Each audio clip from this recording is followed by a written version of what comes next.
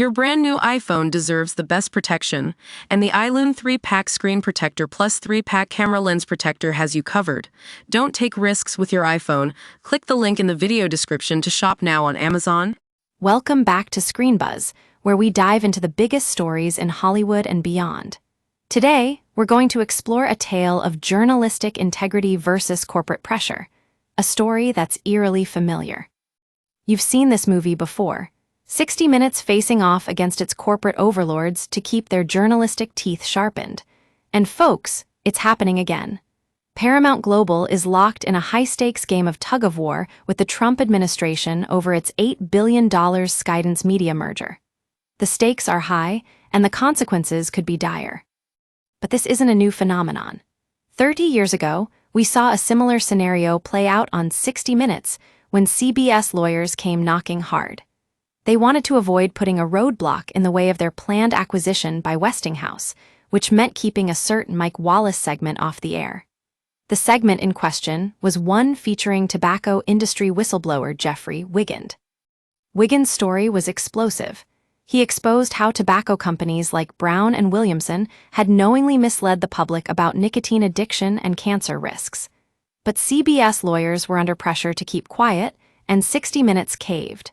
The segment never aired, a decision that would go down in history as one of the darkest moments for journalism. The parallels between then and now are striking. We're seeing the same corporate pressures, the same attempts to silence investigative journalists, all in the name of profit.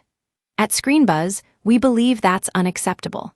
Journalistic integrity is what sets us apart from our corporate overlords. It's what keeps us holding those in power accountable. But here's the thing, this isn't a new battle. This is the same fight that's been waged for decades, and we need to keep pushing back. We need to demand more from our journalists and more from our media companies. We need to hold them accountable when they fail us, as they do often. The story of 60 Minutes versus Westinghouse may seem like a relic of the past, but it's not. It's a reminder that the line between journalism and corporate interests is thinning by the day. And it's up to us to keep pushing that line back. So, what can we do? We can support journalists who refuse to be silenced, who continue to push for answers, no matter how uncomfortable they may be.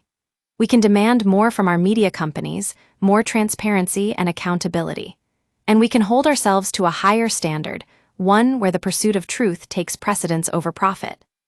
The battle for journalistic integrity is ongoing, and it's not going away anytime soon.